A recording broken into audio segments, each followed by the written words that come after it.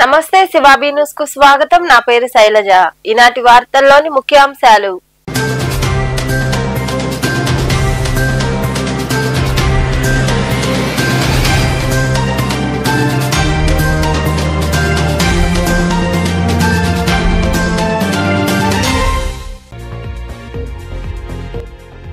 విద్యారంగంలో అనేక మార్పులు తీసుకొస్తున్నాం. చెన్నైలోని ఐఐటి మద్రాసులో నిర్వహించిన all India research scholar summit లో పాల్గొని మాట్లాడిన ముఖ్యమంత్రి చంద్రబాబు.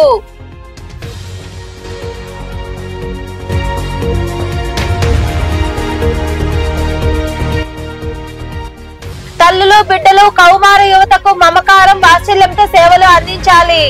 తిరుపతిలోని కలెక్టరేట్ లో నిర్వహించిన సమీక్ష సమావేశంలో పాల్గొని వివిధ శాఖల అధికారులకు సూచనలు ఇచ్చిన మహిళా శిశు సంక్షేమ శాఖ రాష్ట్ర కార్యదర్శి సూర్యకుమారి.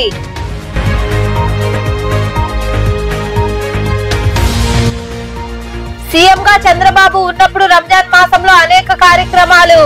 నెల్లూరు నగరంలోని కస్తూరిదేవి గార్డెన్స్ లో నిర్వహించిన ఇఫ్తార్ విందులో పాల్గొన్న మంత్రి ఆనం రామనారాయణ రెడ్డి.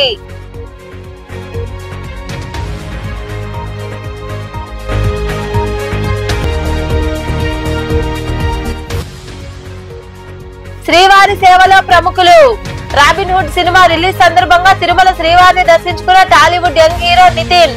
అనంతరం రంగనాయకుల మండపంలో ఆశీర్వచనం చేసిన వేద పండితులు.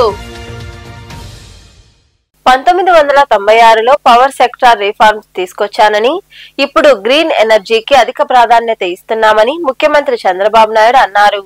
చెన్నైలోని ఐఐటి మద్రాసులో all India research scholars summit లో పాల్గొన్న ఆయన మాట్లాడారు. గ్రీన్ హైడ్రోజన్ రంగంలో ఇప్పటికి అనేక పెట్టుబడులు వచ్చాయని తెలిపారు. విద్యారంగంలో అనేక మార్పులు తీసుకొస్తున్నామని, కరిక్యులం మార్పు, న్యూ టెక్నాలజీస్ నుంచి ఇన్స్టిట్యూషన్ ఆఫ్ ఎక్సలెన్స్ వరకు ప్రయత్నాలు చేస్తున్నామని సీఎం చంద్రబాబు వివరించారు. Andhra Pradesh is way forward in the green technology. What strategies Andhra Pradesh government is adopting to promote green energy and sustainable development? No, very good question this one. Power is very nearer to my heart. Not now. In this country, first time power sector reforms I initiated in 1999. After power sector reforms, there was a regulatory commission. First time we have set up. And also distribution companies, transmission company, generation companies. Private sector we allowed at the time. That is going on. At one stage, if you can see renewable energy, 14 rupees unit cost. That is the solar energy. Today I am proud to say it has come 2 rupees 50 paisa, 40 paisa. Long back I have given a statement. Solar energy will come at the rate of 1 rupee 50 paisa to 2 rupees. That we have to move in that direction. In Andhra Pradesh, Honorable Prime Minister has given a call. Within 5 years time, 500 gigawatt renewable energy. In that we are contributing 160 gigawatts from Andhra Pradesh alone. 5 years time, solar, wind, pumped energy, battery, hybrid models we are going. If necessary, we will use thermal energy. Otherwise, total green energy we want to go. Now, after green energy, we are having opportunities for green hydrogen, ammonia, downstream industries. NTPC has come forward to work with us by spending 1,90,000 crores for green hydrogen. One more company, Greenco, they are working with us, green hydrogen in Kakinada. These are all the companies we are moving. Even rooftop power. That is, we are planning in a big way. Democratization of our generation. Every individual can produce power. You can use power. You are having surplus. You can give it to grid. Whenever you need, you can take back. That is the mechanism we are following today. 2 million houses, 20 lakh houses within 2 years' time. We are going to erect rooftop. That is going on in a big way. And also, wind energy we are going. Ultimately, these 5 years, 10 lakh crores investment. Inspiring words. So human resource is very much important for the emerging technologies. So I would like to know what initiatives are being taken in Andhra Pradesh for enhancing the human resources with respect to the emerging technologies. You are right. One is by creating institutions of excellence and also all our institutions I want to change continuously for excellence, curriculum how to change, and also bring new technologies, all these things. One example I'm giving you, in 95, Andhra Pradesh had only 30 engineering colleges. Then I started number of engineering colleges. Within 10 years, 9 years time, 30 colleges have become 300 colleges. One district, Rangareddy district in Hyderabad, they did have 20 high schools. Now they are having 100 engineering colleges in the district alone. Today, highest per capita income in the district only, country-wise, around 7 to 8 lakh per capita income of the district.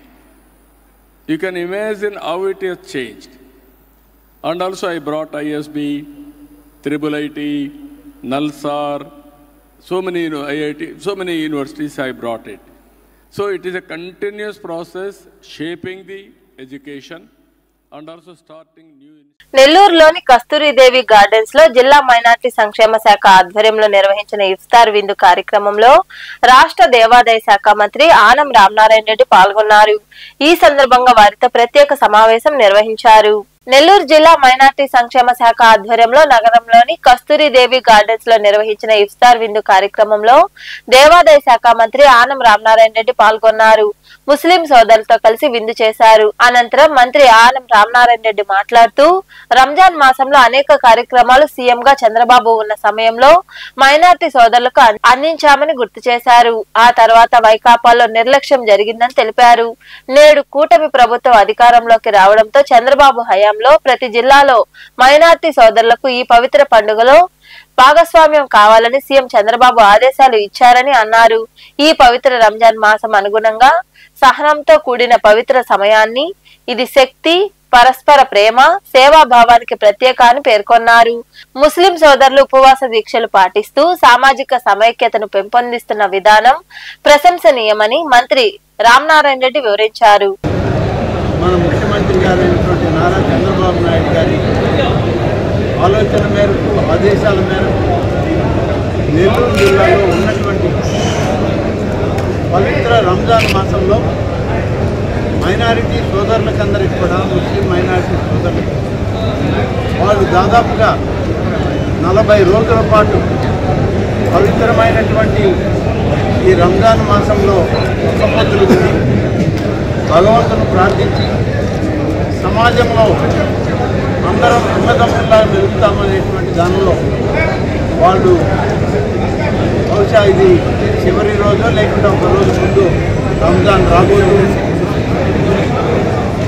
ఈ రంజాన్ మాసం పురస్కరించుకొని రాష్ట్ర ప్రభుత్వం గౌరవ జిల్లా collector గారు, గౌరవనీయులైనటువంటి ఒక board chairman గారైన శ్రీ అబ్దుల్ అజీజ్ గారి ఆధ్వర్యంలో ఇఫ్తార్ విందుని ప్రభుత్వం ఏర్పాటు చేయడం జరిగింది.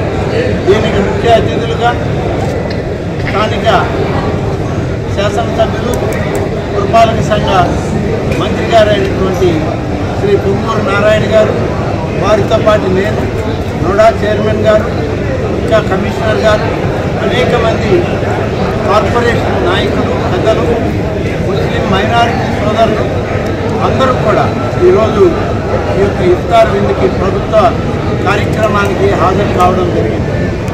నేను ఈ సందర్భంగా ప్రతి ఒక్క ముస్లిం మైనారిటీ సోదరులకు, వారి కుటుంబ సభ్యులకు, వారందరికీ శుభాకాంక్షలు తెలియజేస్తూ ఈ పవిత్ర మాసంలో అందరం ఒక్కటై రాష్ట్ర ప్రగతికి, దేశ ప్రగతికి కలిసి పనిచేస్తామనేటువంటి ప్రమాణాన్ని మహిళా శిశు సంక్షేమ శాఖ ద్వారా అందిస్తున్న సేవలను తల్లులు, బిడ్డలకు, కౌమార యువతకు మమకారం, వాత్సల్యంతో అందించాలని రాష్ట్ర మహిళా శిశు సంక్షేమ శాఖ కార్యదర్శి సూర్యకుమారి కోరారు. తిరుపతిలోని కలెక్టరేట్ లో కలెక్టర్ వెంకటేశ్వర్ తో కలిసి సమీక్ష సమావేశం నిర్వహించారు. తిరుపతిలోని కలెక్టరేట్ లో ఉన్న సమావేశ మందిరంలో మహిళా శిశు సంక్షేమ శాఖ కార్యదర్శి సూర్యకుమారి, కలెక్టర్ డాక్టర్ వెంకటేశ్వర్ తో కలిసి జిల్లా మహిళా శిశు సంక్షేమ శాఖ, విభిన్న ప్రతిభావంతులు, సీనియర్ సిటిజన్స్ శాఖ అధికారులు తదితరులతో సమీక్ష సమావేశం నిర్వహించారు. ఈ సందర్భంగా సూర్యకుమారి తదితరులు మాట్లాడుతూ మహిళా శిశు సంక్షేమ శాఖ ద్వారా పొందుతున్న తల్లి బిడ్డలు, కౌమార యువత పట్ల మమకారం, వాత్సల్యం చూపించాలని కోరారు. కేంద్రం, రాష్ట్ర ప్రభుత్వాల ఆధ్వర్యంలో అమలు చేస్తున్న పలు పథకాలపై సూచనలు చేశామన్నారు. అంగన్వాడీ కేంద్రాల్లో తాగునీటి సౌకర్యం, విద్యుత్ సౌకర్యం, టాయిలెట్ల నిర్వహణలో 100% ఫలితాలు సాధించాలన్నారు. అదే విధంగా పుట్టిన ప్రతి బిడ్డ ఉండాల్సిన ఎత్తుకు తగిన బరువు ఉండేలా చూడాల్సిన బాధ్యత శాఖలోని వివిధ స్థాయి ఉద్యోగులపై ఉందని వారు వివరించారు. ఈ కార్యక్రమంలో వివిధ శాఖల అధికారులు వసంతబాయి, శ్రీలత, శ్రీనివాస్ తదితరులు పాల్గొన్నారు. తిరుపతి పోలీసుల తీరుపై ప్రజలు నవ్వుతున్నారని, టీడీపీ తరపున పసుపు చొక్కా వేసుకుని పోలీసులు పనిచేస్తున్నారని చంద్రగిరి వైకాపా ఇన్ఛార్జ్ చెవిరెడ్డి మోహిత్ రెడ్డి విమర్శించారు. చంద్రగిరిలో ఏర్పాటు చేసిన మీడియా సమావేశంలో ఆయన మాట్లాడుతూ పోలీసుల తీరుపై హైకోర్టు ఇటీవల వ్యాఖ్యలు చేసినా వారిలో మార్పు రావడం లేదన్నారు. కొందరిని మెప్పు కోసం పోలీసులు పనిచేస్తున్నారని, 37 మంది ఎంపీటీసీ సభ్యులు ఉంటే వారిలో 34 మంది వైకాపా వైపే ఉన్నారని తెలిపారు. ఎంపీపీ ఎన్నికల్లో కూడా విజయం సాధించామని ఆయన వివరించారు. ఈ సమావేశంలో నాయకులు తదితరులు పాల్గొన్నారు. ఎంపీపీ ఎలక్షన్స్ జరిగినప్పుడు 37 మంది ఎంపీటీసీలు ఉంటే 33 మంది పైగా వైఎస్ఆర్సీపీ పార్టీ, టీడీపీ లీడర్లు ఎంత ప్రలోభాలు పెట్టినా కూడా, ఎన్ని హామీలు ఇచ్చినా నీకు 10,000, నీకు 10,000, నీకు 10,000 అని చెప్పే విధంగా నీకు ఎంపీపీ, నీకు ఎంపీపీ, నీకు ఎంపీపీ అని 10 మందికి మా వాళ్ళు కాల్ చేసి చెప్పినా కూడా ఏ ఒక్కటి పట్టించుకోకుండా మొత్తం కూడా వైఎస్ఆర్సీపీ పక్కన నిలిచి 33 మంది పైగా ఓటేసి వైఎస్ఆర్సీపీని గెలిపిస్తే మా ఎంపీటీసీలు అక్కడి నుంచి బయటకు వస్తూ ఉంటే సంబరాలు ఎక్కడన్నా ఒక మంచి ఎలక్షన్, ఒక పెద్ద ఎలక్షన్ జరిగినప్పుడు సంబరాలు చేసుకుంటారు, టపాసాలు పేలుస్తారు. దానికోసం వాళ్ళు ఈరోజు అక్కడి నుంచి సంబరాలు చేసుకొని వెనకాల ఎవరో టపాసాలు పేలిస్తే ఈరోజు జై జగన్, జై జగన్, జగన్ జగన్ అంటే వాళ్ళు ఈరోజు దానికి ఒక కేసు పెట్టడం జరిగింది. ఆ కేసులో కూడా హాస్యాస్పదంగా ఒక ఎస్ఐ కేసు ఏమని రాశారంటే, జై జగన్, జై జై జగన్, వైఎస్ఆర్సీపీ పార్టీ వర్ధిల్లాలంటూ న్యూసెన్స్ చేస్తూ శాంతి భద్రతలను విఘాతం కలిగిస్తున్నారని కేసు పెడుతున్నామని చెప్పి రాస్తారు ఎఫ్ఐఆర్లోనే. అంటే జై జగన్, జై జై జగన్ అంటే తప్ప ఆ విధంగా మాట్లాడితే మా మీద కేసులు పెడతారా? అంటే ఇంత ఘోరంగా పోలీస్ వ్యవస్థ దిగజారిందంటే నిజంగానే చాలా బాధ వేస్తూ ఉంది. తప్పకుండా ఇవన్నిటికి కూడా మూల్యం చెల్లించుకోవాల్సిన పరిస్థితి కూడా వస్తూ ఉంది. ఎందుకంటే ఈరోజు అపోజిషన్లో లీడర్లు వాళ్ళు పొలిటికల్ ఫైట్ మాతో చేయడం లేదు. ఈ పోలీస్ అధికారులను ముందు పెట్టుకొని మీ మీద తుపాకీ పెట్టి మా మీద కాల్చాలనుకుంటున్నారు. తప్పకుండా దీన్ని తీవ్రంగా ఖండిస్తున్నామని తెలియజేస్తున్నా. ఇంకొకటి కూడా తెలియజేస్తున్నాను, చిన్నప్పటి నుంచి నాన్నగారిని చూస్తూ పెరిగాను. 88 కేసులు ఎన్నోసార్లు నాకే గుర్తుంది, క్యారీ ఎత్తుకొని జైలు బయట నిలబడేది. అంటే ఈ కేసులకి ఇంకో దానికి భయపడే క్వశ్చనే ఏమాత్రం మా దగ్గర లేదని కూడా మీ ద్వారా తెలియజేస్తున్నా. ఇప్పటికి 3 కేసులు, 4 కేసులో నిన్నటి కలిపి 4వ కేసేమో నా మీద పెట్టడం జరిగింది. ఈ గవర్నమెంట్ వచ్చినాక నా మీద, మా పక్కన నంగా నరేష్ రెడ్డి గారి మీద, దామిరెడ్డి కేశవ గారి మీద, ఇంకా వెనకాల నా కోటి అన్న మీద, ఓబల్ రెడ్డి అని మీద, భాస్కర్ అన్న మీద, ఇంకొక 7-8 మందిని లోకనాథ్ రెడ్డి గారి మీద, కొంతమంది మీద పెట్టడం జరిగింది. ఈ 4 కేసులే కాదు, ఇంకొక 40 కేసులు పెట్టినా కూడా ఇదే విధంగా ఫైట్ చేస్తాం. కానీ ఒక్క అడుగు కూడా తగ్గమని కూడా మీ ద్వారా పోలీస్ అధికారులకి, అదేవిధంగా టీడీపీ నాయకులకు కూడా తెలియజేస్తున్నాం. తప్పకుండా దీనికి మూల్యం చెల్లించుకోవాల్సిన పరిస్థితి కూడా వస్తుందని కూడా తెలియజేస్తున్నాం.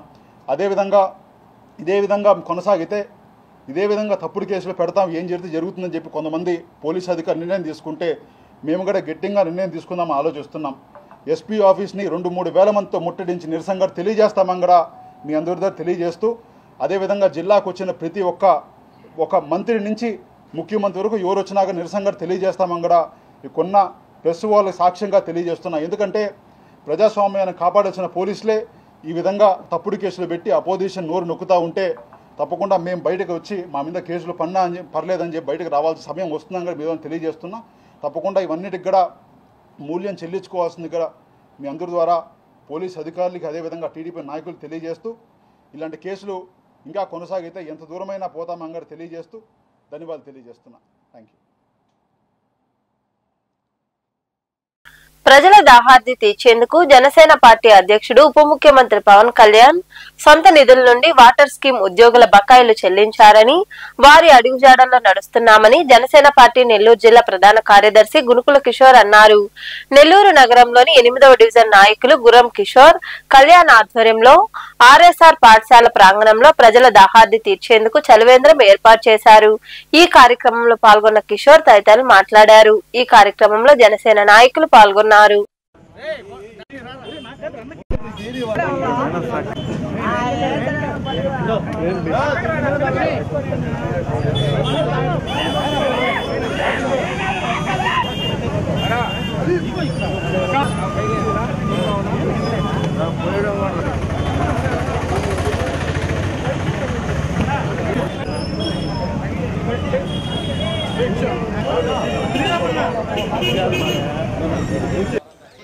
వేసవి తాపం పెరుగుతుంది.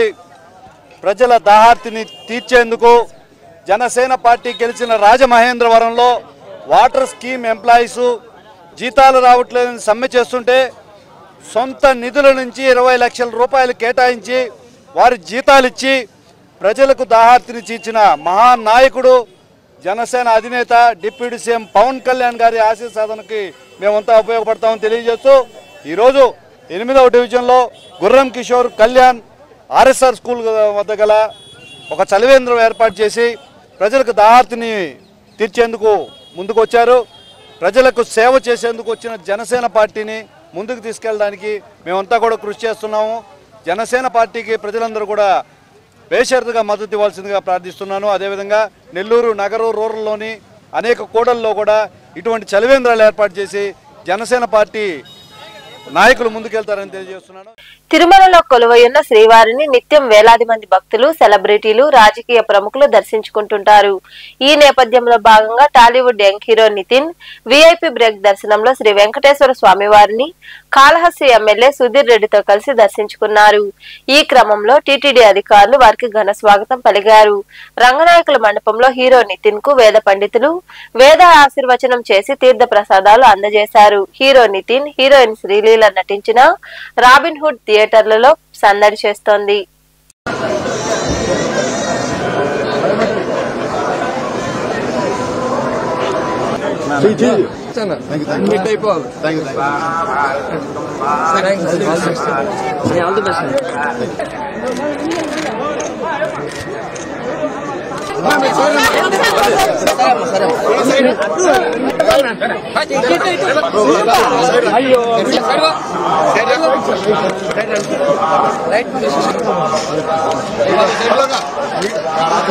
ఇవాళ మార్చ్ 28 నా సినిమా రాబిన్ వస్తుంది ఇవాళ. సో దాని ముందు స్వామివారిని దర్శించుకున్నాను. దర్శనం మా బుజ్జలో సుధీరన్న వల్ల శ్రీనివాస్ ఎమ్మెల్యే మాకు చాలా బాగా జరిగింది. మా ఫ్యామిలీ ఫ్రెండ్ ఎప్పటి నుంచో. సో థ్యాంక్ యూ అన్న, thank you so much. So అందరూ ప్లీజ్ సినిమా చూడండి, చూసి ఎంజాయ్ చేయండి. నెక్స్ట్ ప్రాజెక్ట్ సినిమా పేరు తమ్ముడు అండి. అది will come out in June. మాస శివరాత్రి సందర్భంగా ప్రదోష కాలంలో గూడూరు మండలంలోని పాలిచెర్ల గ్రామంలో వెలసిన శ్రీ మాణిక్యాంబికా సమేత శ్రీ భీమలింగేశ్వర స్వామి వారికి వైభవంగా మహాన్యాస పూర్వక ఏకాదశి రుద్రాభిషేకం జరిగింది. ఈ పూజా కార్యక్రమాల్లో భక్తులు పాల్గొని స్వామివారిని దర్శించుకున్నారు. అనంతరం తీర్థ ప్రసాదాలు స్వీకరించారు. ఉభయదాతలుగా చెన్నూరు గ్రామానికి చెందిన మట్టం మురళి, మట్టం శ్రావణి దంపతులు వారి కుటుంబ సభ్యులు వ్యవహరించారు.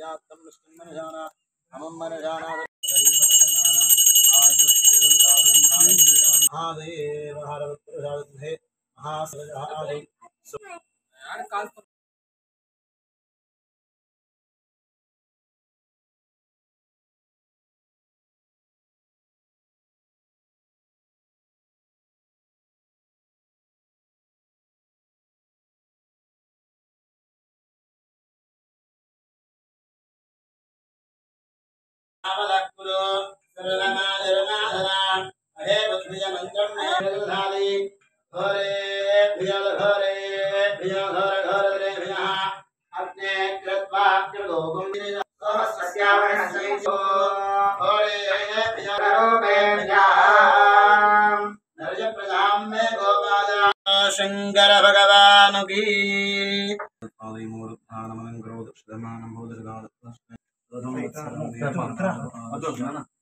వార్తలు ముగించే ముందు ముఖ్యాంశాలు మరోసారి.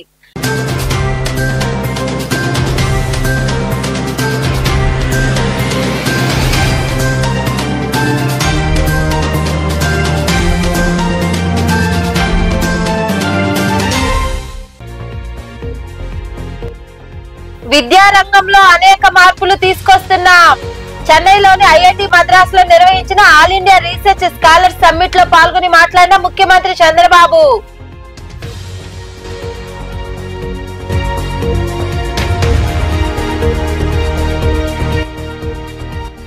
తల్లులు బిడ్డలు కౌమార యువతకు మమకారం వాత్సల్యంతో సేవలు అందించాలి. తిరుపతిలోని కలెక్టరేట్ లో నిర్వహించిన సమీక్ష సమావేశంలో పాల్గొని వివిధ శాఖల అధికారులకు సూచనలు ఇచ్చిన మహిళా శిశు సంక్షేమ శాఖ రాష్ట్ర కార్యదర్శి సూర్యకుమారి.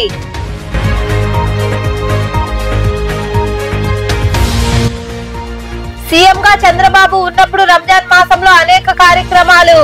నెల్లూరు నగరంలోని కస్తూరిదేవి గార్డెన్స్ లో నిర్వహించిన ఇఫ్తార్ విందులో పాల్గొన్న మంత్రి Anam Ramanarayana Reddy.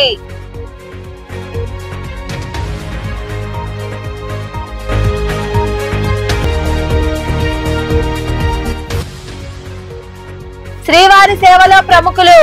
Robin hood cinema release సందర్భంగా తిరుమల శ్రీవారిని దర్శించుకున్న టాలీవుడ్ యంగ్ హీరో నితిన్. అనంతరం రంగనాయకుల మండపంలో ఆశీర్వచనం చేసిన వేద పండితులు. ఈ వార్తలు ఇంతటితో సమాప్తం. తిరిగి ప్రసారమయ్యే శివాబీ న్యూస్ లో మళ్ళీ కలుద్దాం. అంతవరకు సెలవు. నమస్తే.